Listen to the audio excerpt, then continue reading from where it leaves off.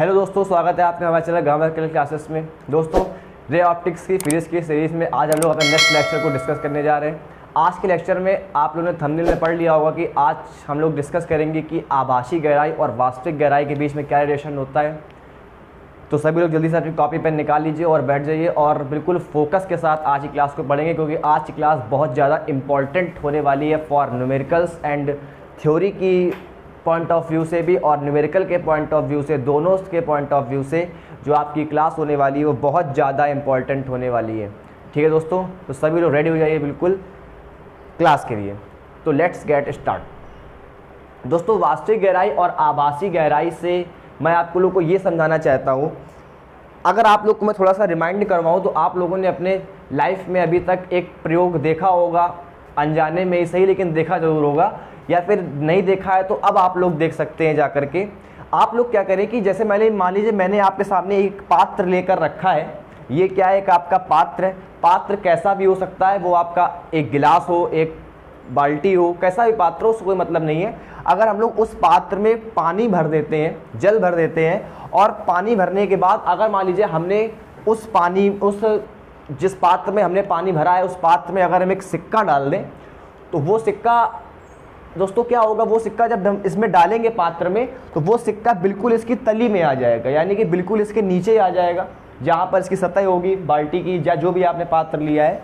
लेकिन जब हम उसको ऊपर से देखेंगे तो वो हमें कुछ उठा हुआ दिखाई देगा, यानी कि हमें कुछ ऊपर दिखाई देगा, जबकि सिक्का एक्चुअली में होगा कहाँ पर? बिल्कुल नीचे इसकी सतह पर, लेकिन हमको दिखाई कहाँ पर देगा? थोड़ा सा ऊपर उठा हुआ दिखाई देगा। ऐसा क्यों होता है दोस्तों? ऐसा होता है प्रकाश के अपवर्तन की घटना के कारण। ऐसा सिर्फ और सिर्फ होता है प्रकाश के अपवर्तन यानी कि रिफ्रैक्शन के कारण। ठीक है दोस्तों, तो इसी बात को हम लोग समझेंगे कि जो सिक्का एक्चुअली में है कहाँ पर? सतह पे, वो उसकी वास्तविक गहराई है, और सिक्का जो हमको जहाँ दिखाई देगा वो उसकी कौन सी गहराई है? आभासी गहराई है, जो हमको आभास हो रही है। और इन्हीं दो गहराइयों के बीच, आभासी गहराई और वास्तविक गहराई के बीच में हम लोग को रिलेशन निकालना है कि इन दोनों के बीच में क्या फॉर्मूला होता है और क्या संबंध होता है।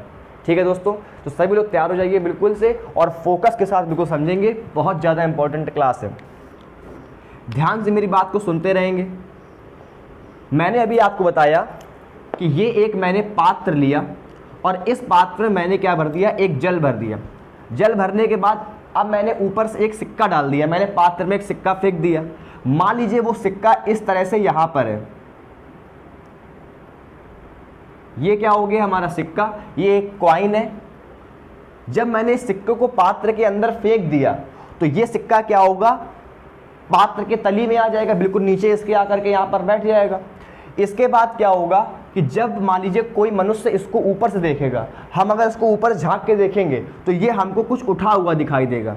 ठीक है, ऐसा क्यों होता है इसी के बारे में हम लोग को समझना है। ठीक, तो ध्यान समझिएगा। हम लोग को पता है कि अगर सिक्के को हम लोग देखेंगे तो इस सिक्के से किरणें चलेंगी और वो किरणें हमारी आंखों पर जाकर के पड़ेंगी, तब हमें ये सिक्का क्या होगा? ऊपर उठा हुआ दिखाई देगा।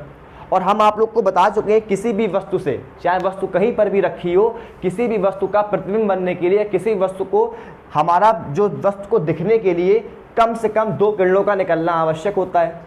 तो अब मैं इस सिक्के से 2 किरणें निकालूंगा, लेकिन उससे पहले एक बात समझिए।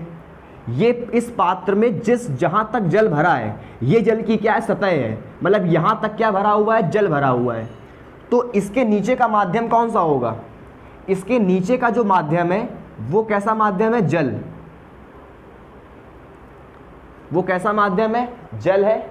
और जल एक कैसा माध्यम है? सघन माध्यम है, यानी कि डेंसर माध्यम है। और इसके ऊपर क्या है? इसके ऊपर तो वायु होगी ना, इसके ऊपर तो कुछ नहीं, यानी कि यहां पर उसके ऊपर क्या है? वायु है। और इसके ऊपर का माध्यम क्या होगा? वायु, जो कि कैसा माध्यम होगा? एक विरल माध्यम होगा, क्योंकि हम सभी लोग जानते हैं जल और वायु में जल कैसा माध्यम है? सघन, और वायु कैसा माध्यम है? विरल माध्यम है। ठीक है, अब देखिए, जो जल की सतह होगी, जो ये जल की सतह है, ये सतह इन दोनों माध्यमों को क्या कर रही है? डिवाइड कर रही है। मतलब इस सतह के नीचे का माध्यम क्या है? जल, और इस सतह के ऊपर का माध्यम क्या है? वायु है। इसलिए हम ये कहेंगे, और हम लोग पढ़ चुके हैं कि जो भी सतह, जो भी पृष्ठ दोनों माध्यमों को डिवाइड करता है वही कहलाता है अपवर्तक पृष्ठ। यानी ये जो जल की सतह होगी यही क्या कहलाएगी, अपवर्तक पृष्ठ भी कहलाएगी। ठीक है, तो ये जल की सतह है, यही क्या कहलाएगी, हमारी अपवर्तक पृष्ठ भी कहलाएगी। तो इसको मैं लिख दे रहा हूँ, यही क्या कहलाएगी, अपवर्तक पृष्ठ, जिसको हम लोग बोलते हैं रिफ्रैक्टिव सरफेस। तो यही क्या कहलाएगी, हमारी अपवर्तक पृष्ठ भी कहलाएगी। ठीक, अब हम लोग सिक्के से दो किरणें निकालेंगे ताकि हम लोग इस सिक्के को देख सकें, इसका प्रतिबिंब बन सके। पहली किरण जो हम लोग निकालते हैं, क्योंकि ये क्या है, ये जल की सतह भी है और यही क्या है, अपवर्तक पृष्ठ, यानी यहीं से अपवर्तन होगा।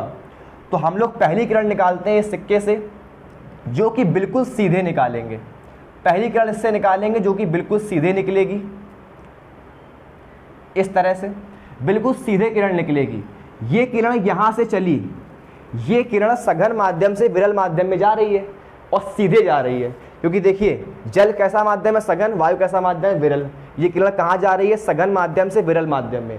और हम लोगों ने कंडीशन पढ़ी थी पिछली क्लास में कि अगर कोई किरण किसी अपवर्तक पृष्ठ पर, अगर ये मान लीजिए अपवर्तक पृष्ठ है, अगर कोई किरण किसी अपवर्तक पृष्ठ पर सीधा लंबवत आपतित हो जाती है तो उस कंडीशन में एंगल आई का मान क्या होता है, 0, और एंगल आर का मान भी क्या होता है, 0, और वो किरण क्या होती है, सीधे निकल जाती है। ठीक है, अगर ऊपर का माध्यम N1 हो, नीचे का माध्यम N2 हो, तो उस प्रकाश किरण के मार्ग में कोई भी विचलन नहीं होता है, बिना विचलित हुए वो क्या निकल जाती है, सीधे निकल जाती है। क्यों? क्योंकि वो इस अपवर्तक पृष्ठ पर सीधा आपतित हो रही है, लंबवत आपतित हो रही है।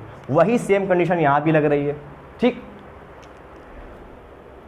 तो यहाँ पर जो सेम कंडीशन लग रही है वो क्या लग रही है कि प्रकाश की किरण सघन माध्यम से विरल माध्यम में जा रही है, माध्यम चेंज हो रहा है, लेकिन प्रकाश के मार्ग में कोई भी विचलन नहीं होगा। क्यों?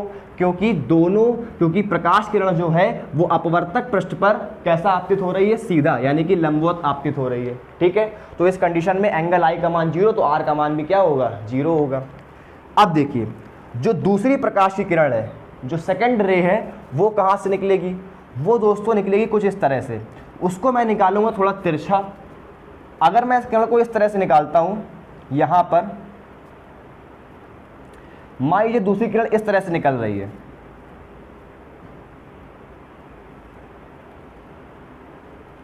दूसरी किरण इस तरह से निकल रही है।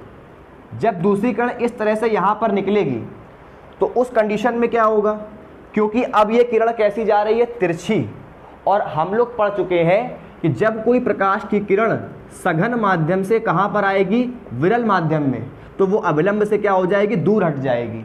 ये बात हम लोग पढ़ चुके हैं। जिन बच्चों ने पिछली क्लासें नहीं देखी हैं, देखिए पिछली क्लासों का जो निचोड़ है, जो पूरा वहाँ का कॉन्सेप्ट है, वही यहाँ पर यूज हो रहा है। इसलिए जो बच्चे पिछली क्लास नहीं देखे हैं वो पहले पिछली क्लास को देख लें, ताकि आप लोग को ये क्लास अच्छे से समझ में आए। हम लोग ने पिछली क्लास में ये पढ़ा था कि अगर कोई प्रकाश की किरण सघन माध्यम से विरल माध्यम में जाती है तो वह अविलंब से दूर हटती है।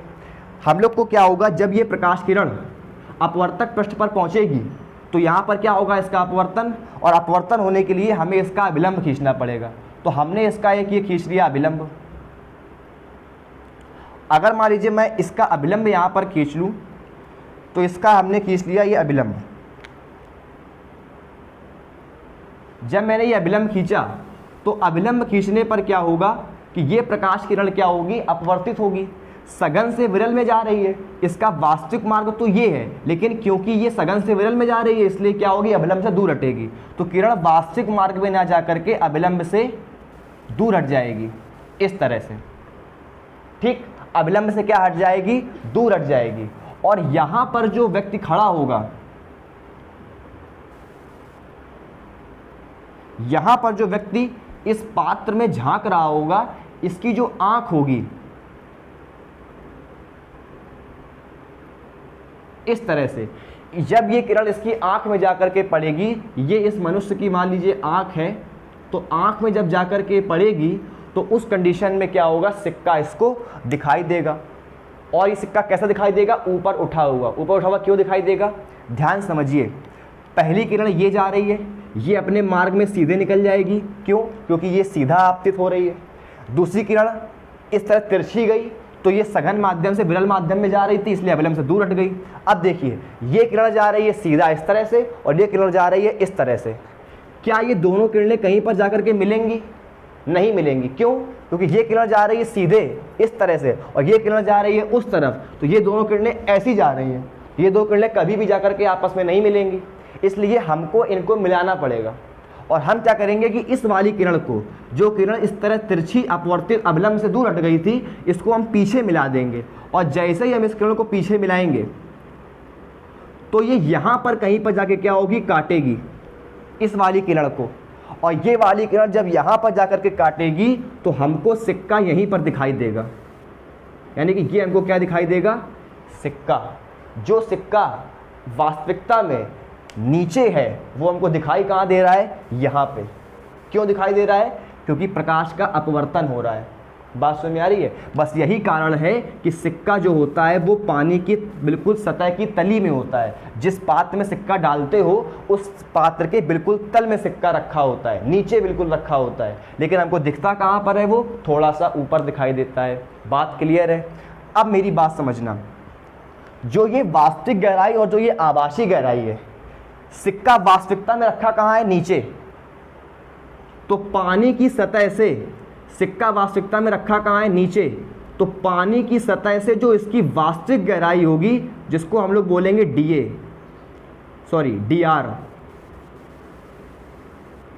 डीआर मतलब रियल डेप्थ, जिसको हमने ये बोला है, इसको रियल डेप्थ बोल लीजिए। वैसे इसको एक्चुअली बोल सकते हैं, लेकिन इसको हम लोग क्या बोलेंगे, रियल डेप्थ। ठीक। आभासी को बोलेंगे अपरेंट।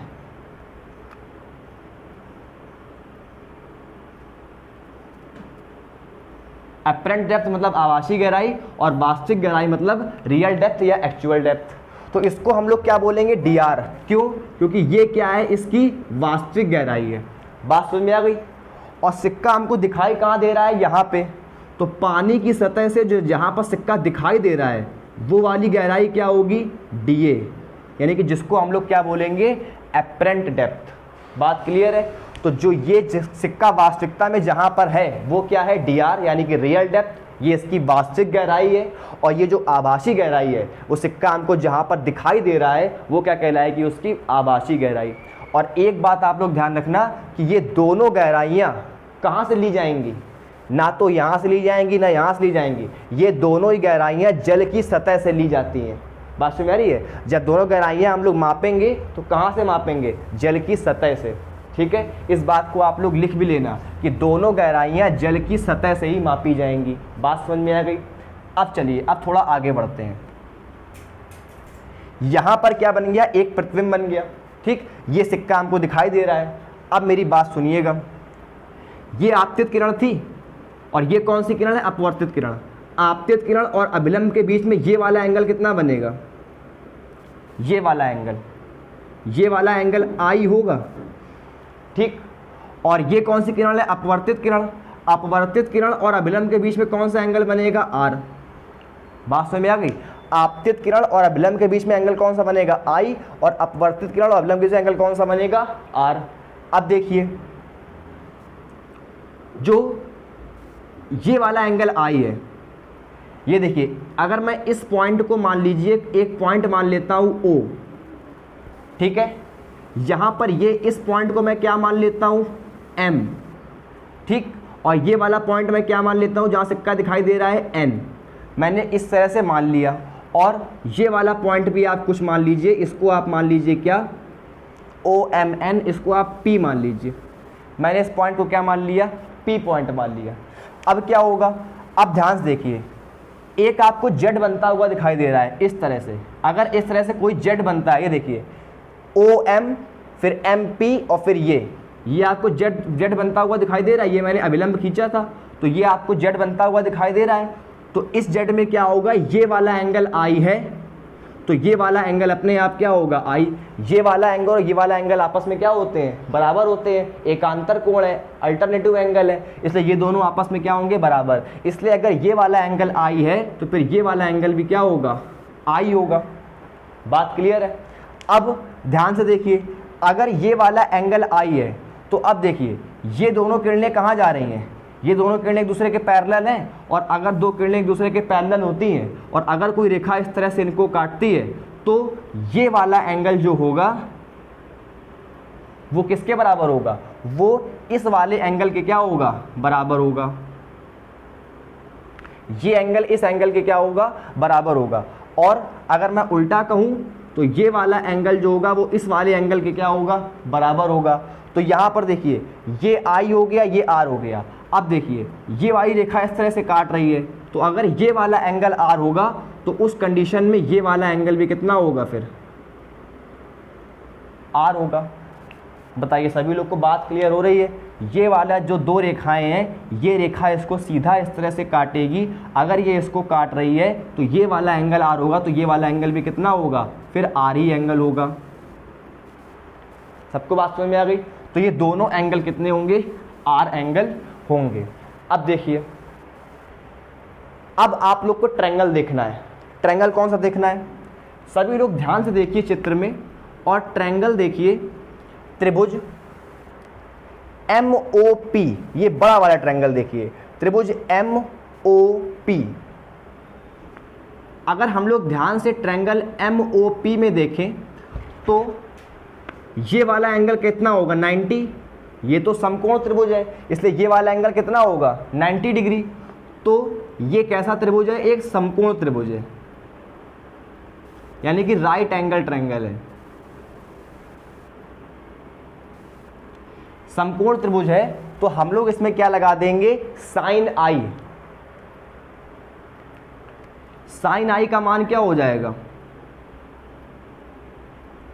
ध्यान से देखिए, इस बड़े वाले ट्रायंगल में OPM में साइन आई ये होता है, और साइन बराबर क्या होता है, लंब बटे कर्ण, यानी परपेंडिकुलर अपॉन हाइपोटेनियस। तो लंब बटे कर्ण होता है। अब इस वाले ट्रायंगल में लंब क्या होगा, OP। लंब क्या है, OP, और बटे कर्ण क्या है, PM। कर्ण क्या है, PM। ठीक है। उसी प्रकार अगर हम लोग फिर से देखें और अब की बार देखें ट्रायंगल कौन सा, छोटा वाला ट्रायंगल ONP। पहले OMP देखा था, अब ONP देख लीजिए। छोटा वाला ट्रायंगल देखें, ट्रायंगल ONP, तो ये भी क्या होगा, एक समकोण त्रिभुज होगा। क्यों, क्योंकि यहां पर इसमें भी वाला एंगल कितना होगा, 90 डिग्री होगा। तो ये भी क्या होगा, एक समकोण त्रिभुज होगा। इसमें हम लगा देंगे साइन आर, क्योंकि हमारे पास ये वाला एंगल कितना था, आई, और ये वाला एंगल कितना है, आर। तो अब की बार क्या लगा देंगे, साइन आर। लंब बटे कर्ण, लंब कितना हो जाएगा, OP, और कर्ण कितना हो जाएगा, NP या PN। सभी लोग को बात समझ में आ गई। अब मेरी बात बहुत ध्यान समझिएगा। साइन आई बराबर OP कितना है, OP हम लोग को पता नहीं, इसको छोड़ दीजिए। ध्यान से देखिए PM कितना है चित्र में, PM। अब दोस्तों यहां पर एक बात समझने वाली है, यहां पर एक बात समझने वाली क्या है दोस्तों, देखिए अगर हम इस P पॉइंट को, अगर हम इस P पॉइंट को इस O के नज़दीक लाएं, इन दोनों, ये दोनों किरणें आपस में बहुत नज़दीक होती हैं। क्यों, चित्र में आपको दूर दिख रही है लेकिन होती कैसी है, नज़दीक। क्यों, क्योंकि हमारी आंख जो है वो बहुत बड़ी आंख नहीं है, हमारी आंख होती है बहुत छोटी, इसलिए इन दोनों किरणों को बहुत नज़दीक होना पड़ता है ताकि दोनों ही किरणें क्या हो, आंख पर जाकर के प्रवेश करें। बात समझ में आ रही है, ताकि दोनों ही किरणें आंख पर जाकर क्या करें, प्रवेश करें। अगर किरणें ज़्यादा दूर होंगी, अगर किरणें ज़्यादा दूर होंगी तो वो हमारी आंखों पर प्रवेश नहीं कर पाएंगी, क्योंकि हमारी आंख इतनी बड़ी नहीं, हमारी आंख जरा सी है, छोटी सी है। इसलिए इन दोनों किरणों को बहुत ज़्यादा पास में होना पड़ेगा। पास में करने के लिए हम क्या करेंगे, इस P पॉइंट को इस O के बहुत नज़दीक लाएंगे। अगर हम इस P पॉइंट को इस O के बहुत नज़दीक लाएं तो फिर ये वाला एंगल जो I है और जो ये वाला एंगल R है, ये वाले एंगल क्या होते जाएंगे, छोटे होते जाएंगे। जितना आप इस P पॉइंट को O के पास में लाओगे उतना ही ये वाले एंगल क्या हो जाएंगे, छोटे हो जाएंगे। अब इसका उल्टा सुनो, उल्टा क्या बोलोगे कि अगर हम इस एंगल को बहुत छोटा कर दें, अगर ये एंगल I और एंगल R बहुत छोटा कर दें, तो उस कंडीशन में ये जो P पॉइंट है ये कहाँ पर आ जाएगा, O के पास आ जाएगा और ये P पॉइंट लगभग किसके बराबर हो जाएगा, O के बराबर हो जाएगा। बात सबको क्लियर हो रही है। तो ये P पॉइंट किसके बराबर हो जाएगा, O पॉइंट के। तो मैं यहाँ पर एक बात लिख देता हूँ कि जब एंगल I, यहाँ पर लिख देंगे कि जब ये एंगल I और एंगल R बहुत छोटे होंगे,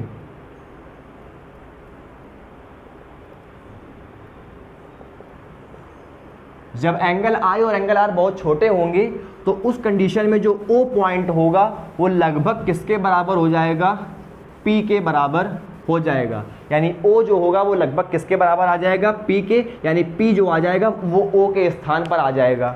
इसलिए हम क्या कर सकते हैं, जहाँ जहाँ पर P लिखा है वहाँ पर क्या लिख सकते हैं, O लिख सकते हैं। कब, जब ये एंगल बहुत छोटे होंगे, और एंगल को छोटा होना ही पड़ेगा।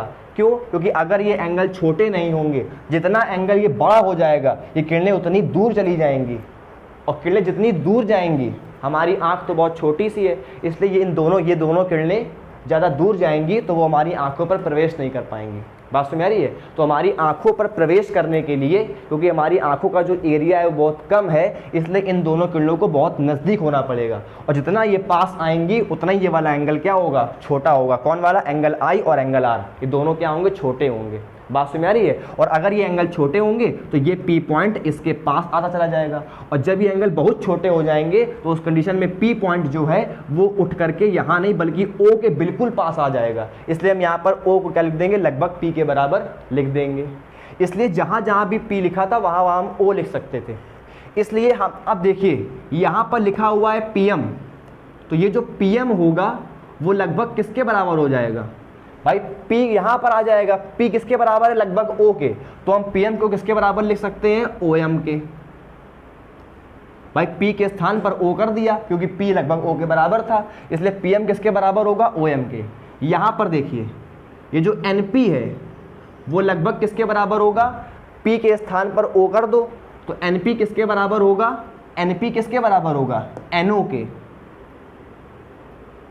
P के स्थान पर O कर दिया, NP किसके बराबर होगा, लगभग NO के, लगभग बराबर होगा। ठीक है, ये लगभग क्या होगा, आपस में बराबर होंगे। बात क्लियर है।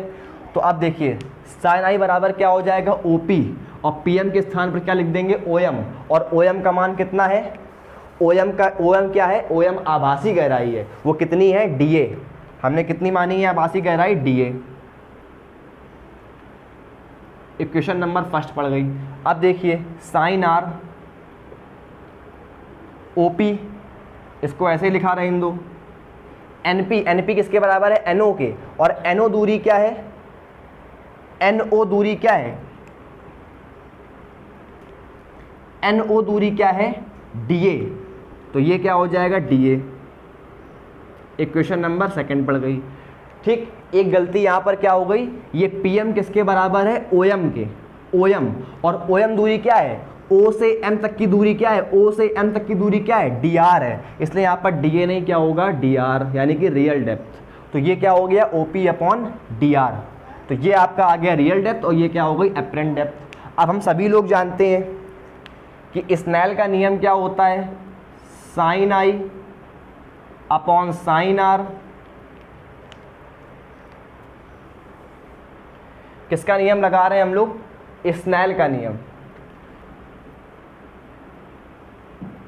यानी कि अगर हम लोग स्नेल्स लॉ लगाएं, स्नेल का नियम लगाएं, तो हम सभी लोग जानते हैं कि स्नेल का नियम होता है sine I upon sine R बराबर N, और N क्या होता है, अपवर्तनांक। अब यहाँ पर देखिए ये वायु है और ये जल है। वायु का मान लो ये पहला माध्यम है 1 और ये दूसरा माध्यम है 2, तो ये पहला माध्यम हो गया और ये दूसरा माध्यम हो गया। तो अब हम लोग यहाँ पर 1N2 लिखेंगे कि 2N1 लिखेंगे। तो मैंने आप लोग को बताया था कि प्रकाश किरण जहाँ से जा रही है, जिस माध्यम से जा रही है उसको पहले लिखते हैं, और जिस माध्यम में जा रही है उस माध्यम को बाद में लिखते हैं। तो प्रकाश किरण किससे जा रही है, जल से। जल कौन सा माध्यम है, दूसरा माध्यम। तो यहाँ पर क्या आ जाएगा, दूसरा माध्यम पहले आएगा, और फिर कहाँ जा रही है वो, वायु में। वायु कौन सा माध्यम है, पहला माध्यम, तो पहला माध्यम बाद में आएगा। यानी इसको क्या लिखेंगे हम लोग, 2N1। बात समझ में आ रही है? दूसरे माध्यम के सापेक्ष पहले माध्यम का अपवर्तनांक, ये पढ़ेंगे इसको क्या, दूसरे माध्यम के सापेक्ष पहले माध्यम का अपवर्तनांक। प्रकाश किरण, ये दोस्तों इस पे कंफ्यूज बिल्कुल मत होइएगा, प्रकाश किरण जहाँ से जा रही है, जिस माध्यम से जाती है उसको पहले लिखते हैं और जिस माध्यम में जाती है उसको बाद में लिखते हैं। ठीक, तो ये हो गया 2n1। अब सारे मान यहाँ पर रख दीजिए। साइन आई का मान कितना है, OP/dr। साइन आर का मान कितना है, OP/dA और बराबर 2n1। ठीक, यहां पर एक्चुअली में क्या हो जाएगा, OP/dr into DA/OP, DA/OP, OP से OP क्या हो जाएगा, कैंसिल, और इक्वल में क्या चलेगा, 2n1। तो ये आ जाएगा DA/dr बराबर 2n1। यहाँ से अगर हम लोग किसका फॉर्मूला निकालें, किसका फॉर्मूला निकालें, DA का, तो क्या आ जाएगा, वास्तविक गहराई जो हो जाएगी, यानी कि जो DA हो जाएगी वो क्या हो जाएगी। अच्छा, एक बात यहाँ पर ध्यान समझिए, ये लिखा है 1 2n1, यानी दूसरे माध्यम के सापेक्ष पहले माध्यम का अपवर्तनांक। प्रकाश किरण यहाँ से जा रही थी जल से और कहाँ पर जा रही थी, वायु में। हम लोग 2n1 को क्या लिखेंगे, 1n2। हम सभी लोग जानते हैं कि 2n1 को हम लोग क्या लिख सकते हैं, 1/1n2 लिख सकते हैं। तो 2n1 को हम लोग क्या लिखेंगे, 1/1n2। अगर हम लोग यहाँ पर 2n1 को 1/1n2 लिखेंगे तो उस कंडीशन में क्या हो जाएगा, DA/dr बराबर 1/1n2। मैंने आप लोग को बताया था कि हमेशा जो अपवर्तनांक लेंगे वो लेते हैं, वो ज़्यादातर विरल माध्यम के सापेक्ष सघन माध्यम का लेते हैं। इसलिए विरल माध्यम क्या है 1 और सघन माध्यम क्या है 2, तो ये क्या आ जाएगा 1/1n2। 2n1 को हमने 1/1n2 लिख दिया।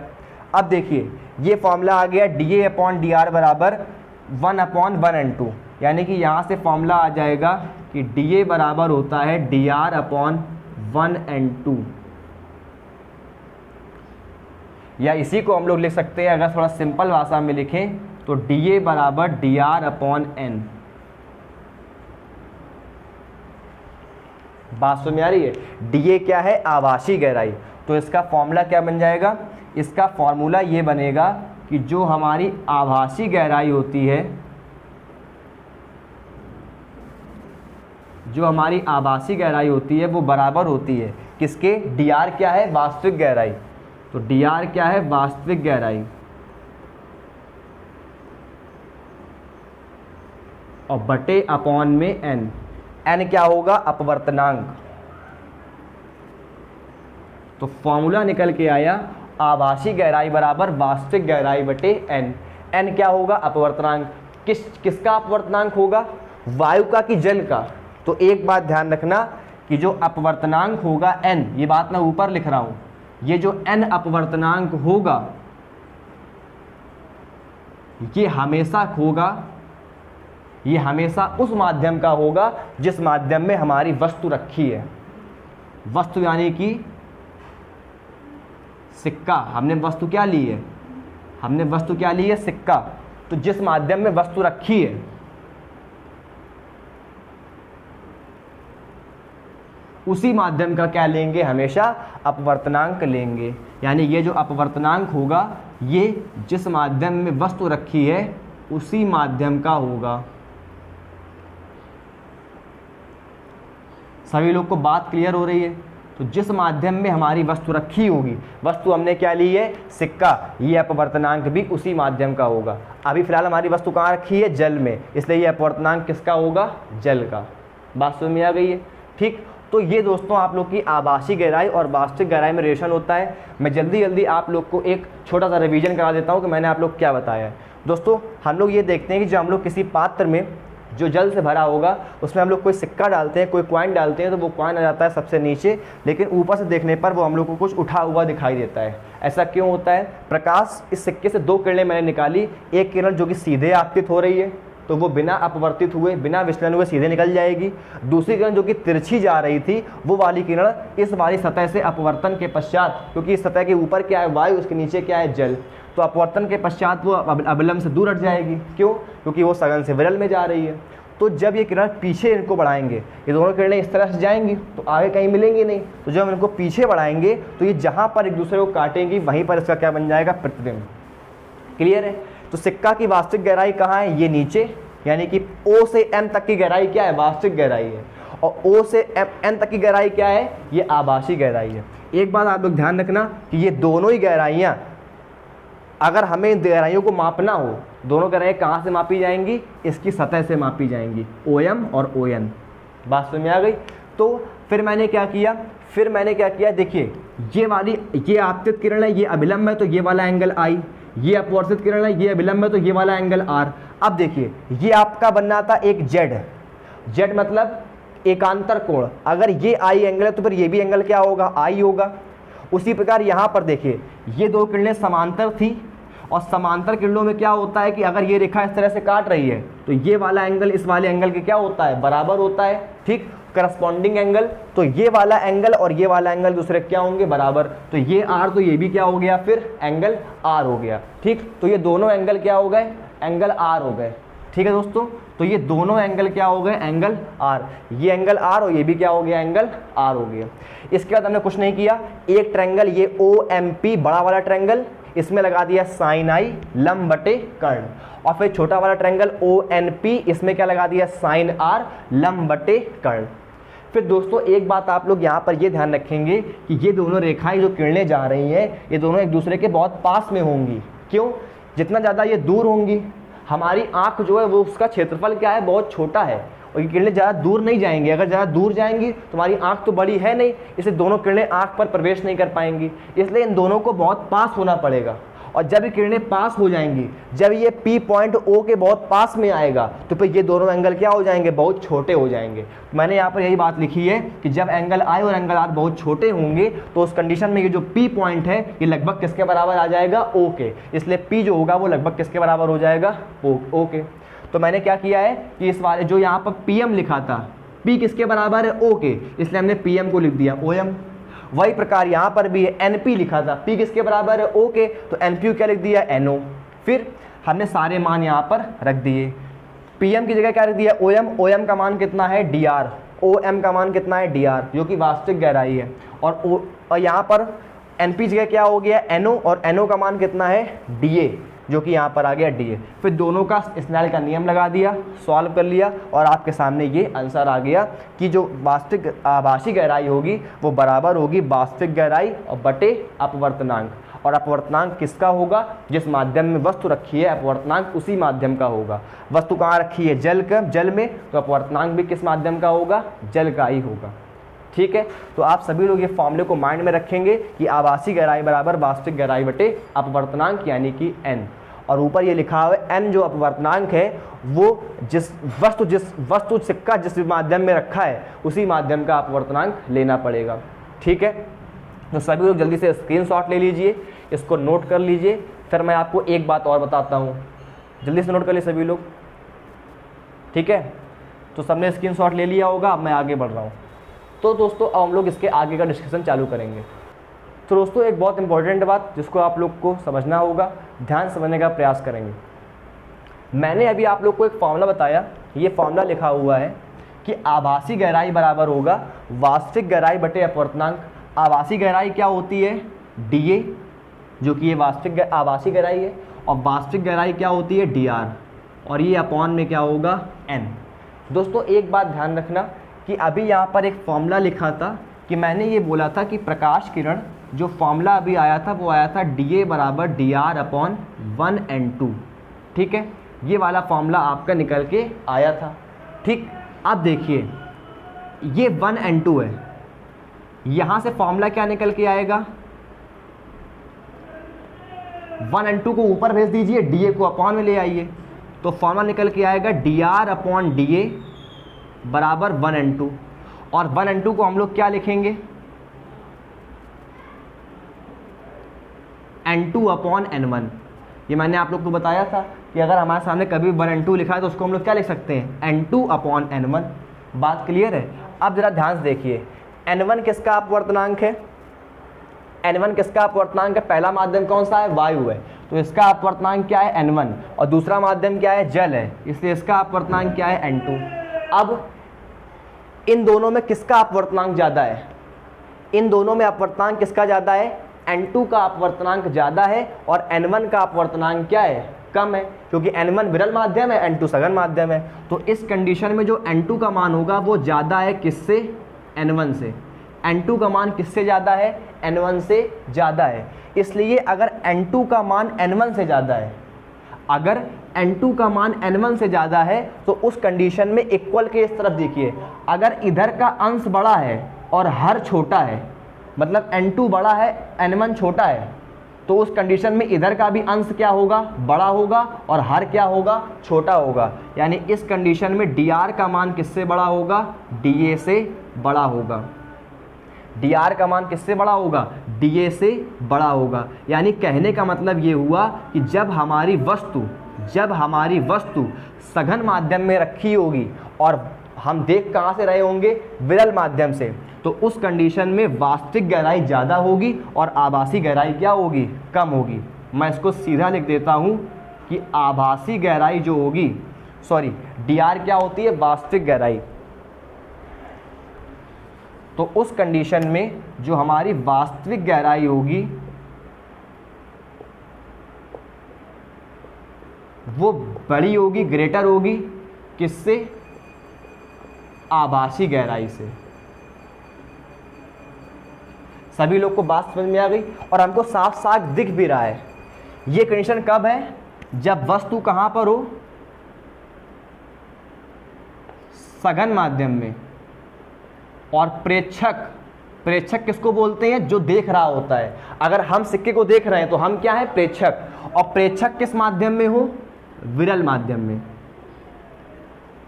जैसे मान लीजिए हम सिक्के को देख रहे हैं तो हम कहाँ हैं, विरल माध्यम में, हम तो वायु में है, और जो सिक्का है वो कहाँ है, जल में, इसलिए सिक्का कहाँ है, सघन माध्यम में। तो जब वस्तु सघन माध्यम में हो और हम विरल माध्यम में हो, यानी जो देख रहा हो वो विरल माध्यम में हो, तो उस कंडीशन में जो वास्तविक गहराई होती है वो ज़्यादा होती है किससे, आभासी गहराई से। और आप लोग को दिख भी रहा होगा कि वास्तविक गहराई ज़्यादा है और आभासी गहराई क्या है, कम है। यानी कि वास्तविक गहराई ज़्यादा होती है और आभासी गहराई कम होती है। बहुत ध्यान से चीज़ों को समझते रहिएगा। सबको ये बात समझ में आ गई, ठीक है। तो आप लोग क्या याद रखेंगे कि जब वस्तु सघन माध्यम में हो और प्रेक्षक कहाँ हो, प्रेक्षक मतलब जो देख रहा है वो कहाँ हो, विरल माध्यम में, तो उस कंडीशन में वास्तविक गहराई ज़्यादा होती है किससे, आभासी गहराई से। एक पॉइंट और समझने का प्रयास करना, क्या, अब देखिए मैं इसको बिगाड़ रहा हूँ, एक पॉइंट समझने का बच्चों और प्रयास करिएगा आप लोग। क्या वो क्या पॉइंट है, वो पॉइंट ये है कि अब उल्टा कर दे रहे हैं। उल्टा कर दे रहे हैं मतलब क्या, कि जो देख रहा है वो सघन माध्यम में है और प्रेक्षक मतलब प्रेक्षक कहाँ है, सघन में। प्रेक्षक यानी कि जो देख रहा है वो कहाँ है, सघन में, और वस्तु कहाँ है, विरल में। मैं आपको इसका एग्जाम्पल देता हूं। अभी तक सिक्का अंदर था पानी के और हम सिक्के को देख रहे थे, लेकिन अब जरा इमेजिन कीजिए अगर कोई मछली पानी के अंदर है और वो मछली किसी आदमी को देख रही है जो कि तालाब के बाहर खड़ा है। जैसे मान लीजिए ये तालाब बना हुआ है, तालाब के अंदर एक मछली है, अब मछली हमको देख रही है, तो मछली कौन है, देखने वाली, तो वो कौन है, प्रेक्षक। और प्रेक्षक कहाँ चला गया आप, सघन माध्यम में। मछली सघन माध्यम में है, इसलिए प्रेक्षक कहाँ है, सघन माध्यम में, और वो किसको देख रही है, हमको, तो हम हो गए वस्तु, और वस्तु कहाँ है, विरल माध्यम में। बात समझ आ रही है। तो जब वस्तु सघन में थी और प्रेक्षक विरल में था तो यहाँ क्या हो रहा था, 1 and 2। अब की बार क्या हो जाएगा, पलट जाएगा, यानी dr/dA बराबर क्या हो जाएगा, 2n1। सभी को बात क्लियर हो गई। जब वस्तु सघन, बच्चों बहुत ध्यान समझिए, जब वस्तु सघन माध्यम में थी और प्रेक्षक विरल में था तो यहाँ पर 1 and 2 चल रहा था।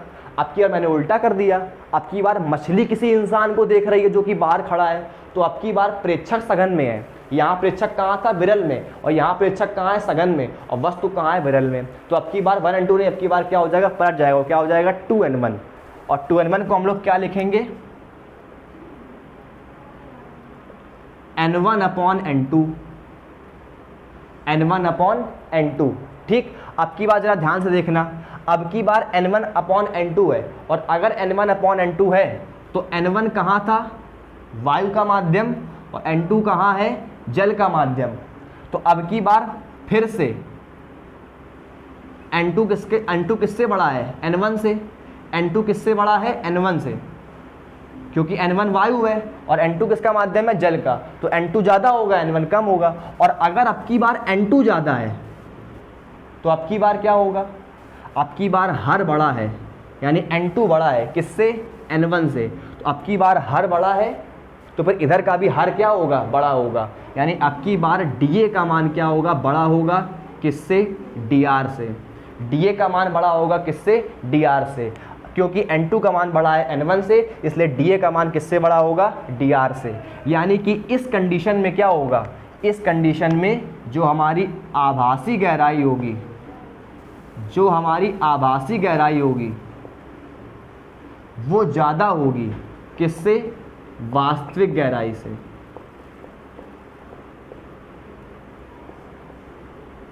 बात समझ में आ रही है।